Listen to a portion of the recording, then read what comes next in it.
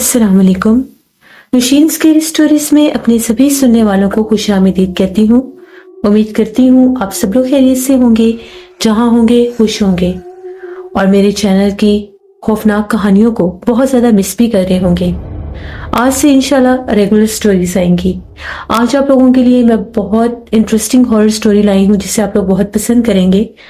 तो चलिए सिलसिला शुरू करते हैं आज की स्केरी स्टोरी का। आज की जो पहली हॉरर स्टोरी है ये फैजान शेयर कर रहे हैं। फैजान कहते हैं कि हम लोग कराची मलीर के रहने वाले हैं। आज आपके साथ अपने बड़े भाई इमरान की जिंदगी की खौफनाक कहानी शेयर करना चाहता हूँ। आज से 12 बरस पुरानी बात है जब मेरे भाई ने एक पिज्जा शॉप के ऊपर एज अ डिलीवरी बॉय काम शुरू किया। उसे फ्री रहने की आदत नहीं थी। अगर उसकी एक जॉब में दिल ना लगता तो वो मुख्तलिफ जगहों पर काम किया करता था। इस पिज्जा शॉप पर वो काम करके बहुत खुश था। दिन भर घूमता फिरता रहता और फिर थका हारा घर आता और आकर सो जाता। अम्मी अबू और हम सब घर वाले भी मुतमईन थे कि ये अपने काम से खुश है। वो बड़े पुरजोश अंदाज में अपने काम पर जाता था। वो देर देर तक पिज्जा डिलीवरी करने में माहिर था। कभी भी वो वहां पर किसी को मना नहीं करता था कि मुझे जल्दी घर जाना है। इसलिए जब दूर दराज इलाकों की भी कोई पिज्जा डिलीवरी होती थी तो उसके ऑनर और मैनेजर उसे ही भेजा करते थे। और भी लड़के थे लेकिन वो ज्यादातर करीब की ही पिज्जा डिलीवरी किया करते थे। इसी तरह से मेरा भाई बताता है कि एक दफा गुलशन इकबाल में मुझे एक पिज्जा डिलीवर करने जाना था। गुलशन इकबाल को कौन नहीं जानता, जो कि अपनी गहमा गहमी और रोशनियों के लिए मशहूर है। लेकिन इसकी गलियों में कुछ ऐसे राज भी पोशीदा हैं जो रात की तारीकी में ही सर उठाते हैं। ये कहानी भी उन्हीं रातों में से एक रात की है जब मेरे भाई इमरान की पूरी जिंदगी ही बदल के रह गई।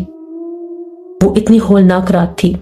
रात के तकरीबन 1 बजे का टाइम था जब इमरान को ये कहा गया कि तुमने गुलशन इकबाल में जाकर पिज्जा डिलीवर करना है। इमरान ने कहा कि ठीक है, मैं चला जाऊंगा। पूरा एड्रेस लेने पर उसे पता चला कि उसे ब्लॉक 7 की तरफ पिज्जा डिलीवर करने जाना है। ये इलाका नई सोसाइटियों और कुछ पुरानी कोठियों पर मुश्तमिल था। रात में जब वो वहां पर जा रहा था तो उन इलाकों और गलियों में खासा सन्नाटा छाया हुआ था।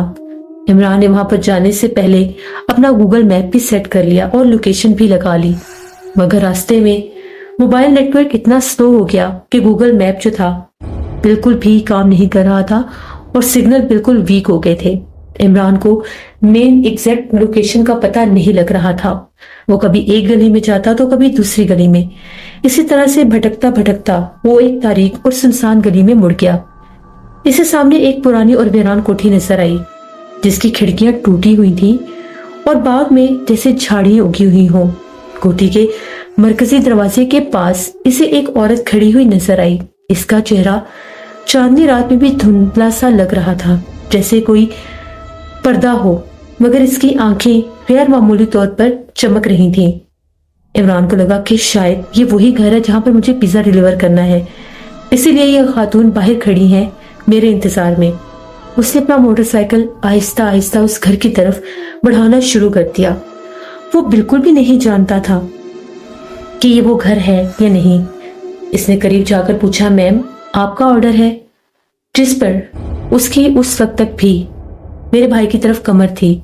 दूर से उसने अपना चेहरा दिखाया और वो अपने उस वीरान और सुनसान गार्डन के पास खड़ी हो गई और कहने लगी, हाँ हमारे ही ऑर्डर है, लाओ मुझे पिज्जा पकड़ा दो। जो ही मेरा भाई बाइक से उतरकर पिज्जा डिलीवर करने लगा तो उसने अपना हाथ आगे बढ़ाया तो उसके हाथ का नक्शा देखकर इमरान बहुत डर गया। उस औरत का हाथ बहुत खौफनाक काले रंग का, उंगलियां टेढ़ी मेढ़ी और बड़े नोकीले नाखून थे। वो कोई इंसानी हाथ तो लग ही नहीं रहा था। इमरान थोड़ा डर गया और पिज्जा लेकर पीछे हटा तो उसने पलटकर जब इमरान की तरफ देखा तो उसका चेहरा इतना हैबतनाक था। उसका चेहरा ऐसे था जिस तरह से कोई काले रंग का जला हुआ कोयला होता है और उस कोयले के ऊपर देखती हुई 2 आंखें और उनमें चमकते हुए सफेद दांत। ऐसे लग रहा था कि एक जीती जागती बदरूह उसके सामने खड़ी है। इमरान की तो जैसे जान ही निकल गई। उसे ऐसा लगा कि ये शायद अभी मुझे जान से मार देगी। उसके मुंह से बेख्तियार निकला या अल्लाह, और फिर जैसे ही उसके हाथ पांव शल हो गए हों। इससे पहले इमरान कुछ समझता, उसे ऐसा महसूस हुआ कि जिस तरह से वो अपनी उंगलियों से इशारे कर रही है और उसको उस कोठी के अंदर बुला रही है, उस औरत के चेहरे के ऊपर बहुत भयानक सर्द मुस्कुराहट थी और आंखें पहले से ज्यादा भयानक और चमकदार हो चुकी थी। इमरान के दिल की धड़कन बहुत तेज हो गई।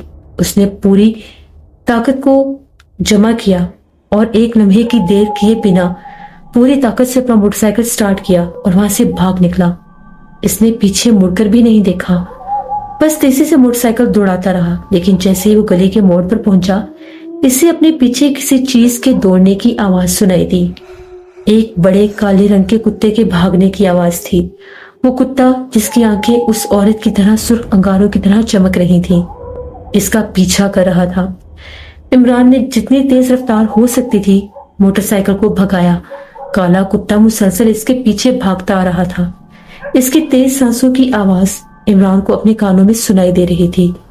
इसे ऐसा लग रहा था जैसे वो कुत्ता नहीं बल्कि वही औरत किसी भयानक रूप में इसका पीछा कर रही है। कई घड़ियों तक ये ताक़ुब जारी रहा। इमरान के दिल में सिर्फ यही दुआ थी कि किसी तरह इस इलाके से बाहर निकल जाऊं। फिर आखिर वो मेन रोड पर पहुंचा और वहां पर जैसे ही तेज मोटरसाइकिल आगे लेकर गया तो रोशनियां और ट्रैफिक नजर आई।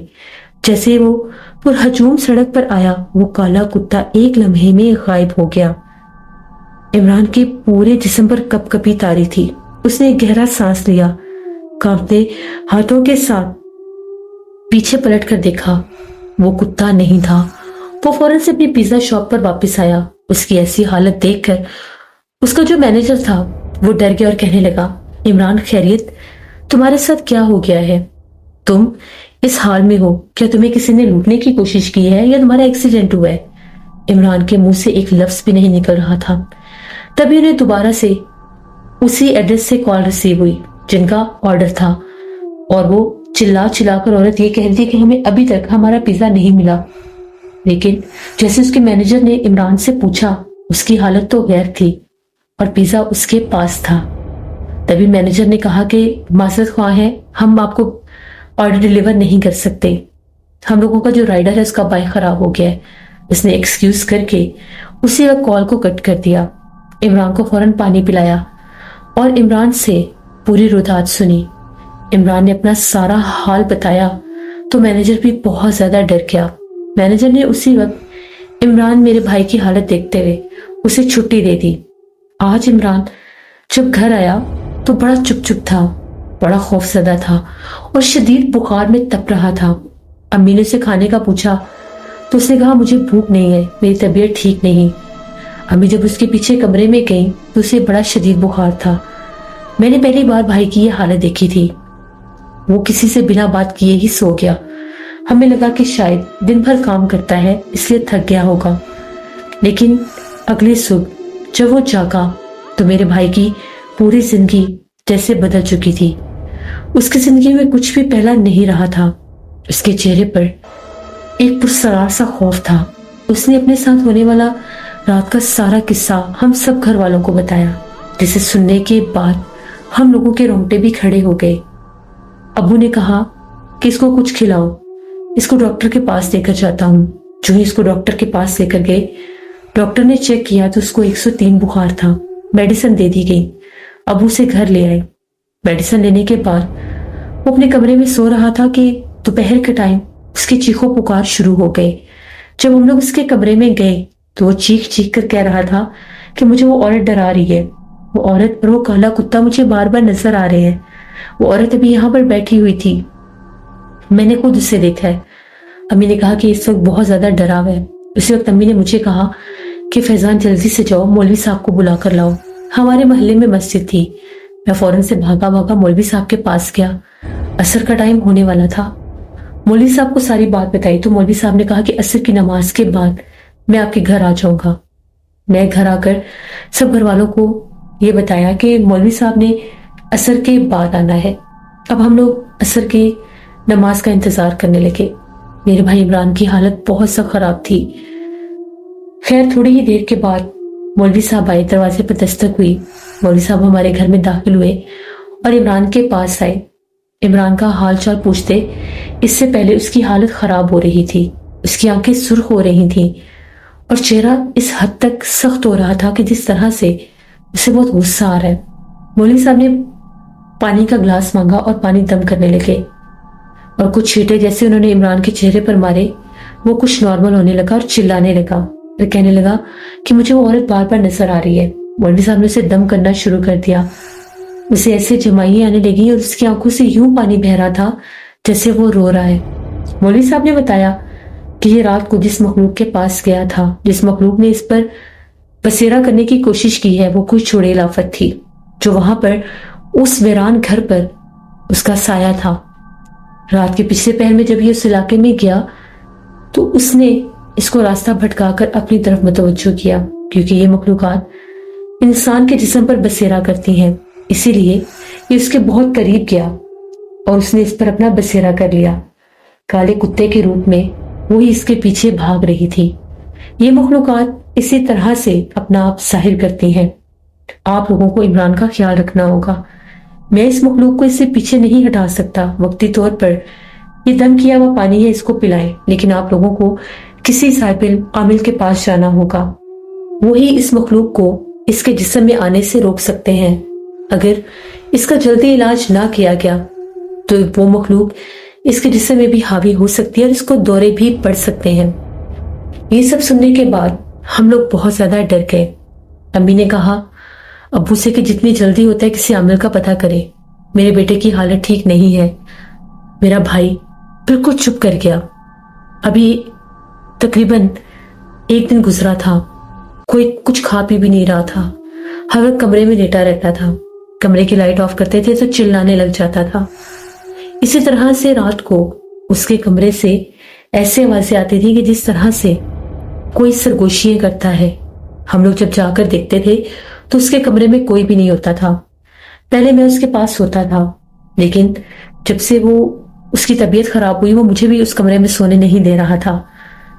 बिलाखिर उसके कमरे का दरवाजा खोल दिया गया। अम्मी, जिनको रात भर चैन नहीं आ रहा था, उठ उठकर जाकर उससे देख रही थी। रात के पिछले पहर में अम्मी उठकर उसके कमरे की तरफ गई तो झांक कर देखने पर अम्मी ने उसके कमरे में उसके बेड के सर वाली साइड पर एक काले रंग के लिबास में खौफनाक चेहरे वाली औरत को देखा। अम्मी ने शोर मचा दिया और चिल्लाने लग गई, इमरान के कमरे में कोई है, इमरान के कमरे में कोई है। हम लोग सब जागे उसके कमरे में पहुंचे। जैसे हम लोगों ने लाइट ऑन की, उसके कमरे में कोई भी नहीं था और इमरान जो है अपना चेहरा छुपा कर सोया हुआ था। अम्मी ने कहा कि यहाँ पर इस जगह पर मैंने किसी औरत को देखा है। उसी वक्त इमरान जाग गया। अम्मी ने कहा कि तुम अकेले मत सो, तुम्हारे लिए अकेले सोना ठीक नहीं है, मैंने तुम्हारे कमरे में किसी मखलूक को देखा है। फिर इमरान भी हम लोगों के साथ सोने लगा। जब इमरान हम लोगों के कमरे में था, उसके कमरे से ऐसी आवाज आ रही थी जिस तरह से दीवार के ऊपर कोई जर्ब लगा रहा है। जैसे दीवार में कील लगाते हैं तो आवाज आती है, ऐसे ही ठक ठक की आवाजें आ रही थी। हम लोग बहुत ज्यादा डर गए। हम लोगों के घर में आज से पहले ऐसे कभी भी कोई काम नहीं हुआ था, कभी कोई आहट आवाज नहीं आती थी। अब्बू बहुत ज्यादा परेशान थे, सब डरे हुए थे। डर डर के वो रात गुजारी। अगली सुबह अब्बू के एक दोस्त ने अब्बू से राब्ता किया और उन्हें बताया कि एक आमिल है, उनके पास जाना है। तभी वो अब्बू के पास आए और अब्बू को लेकर उन आमिल के पास गए और उनको जाके सारी बात बताई। तो उन आमिल ने कहा कि लड़के को मेरे पास लेकर आए, इस तरह से मैं कोई तावीज नहीं दे सकता।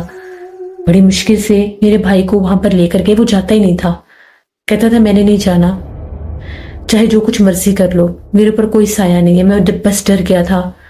पहले वो कहता था मुझे लेकर जाओ और एकदम से कहने लगा मैंने जाना ही नहीं है। बिलाखिर इसको लेकर गए। वहां पर उन आमिल ने जब पढ़ाई की तो उनका ये कहना था कि बड़ी सख्त मखलूक इसके ऊपर हावी है, इसका दिमाग जकड़ने की कोशिश कर रही है। वो हर रात इसके करीब खड़ी होकर इसके ऊपर अमल करती है, वार करती है, ताकि उसका बसेरा इसके ऊपर हो सके। फिर उन आमिल ने मेरे भाई का इलाज शुरू किया, उसको तावीज गले में पहनने के लिए दिया। कुछ तावीजात उसको पिलाने होते थे और कुछ तावीजात उसके कमरे के दरवाजे के पास जलाने होते थे। उन्होंने कहा कि 5 दिन का ये अमल करें, 5 दिन के बाद इसको लेकर आए।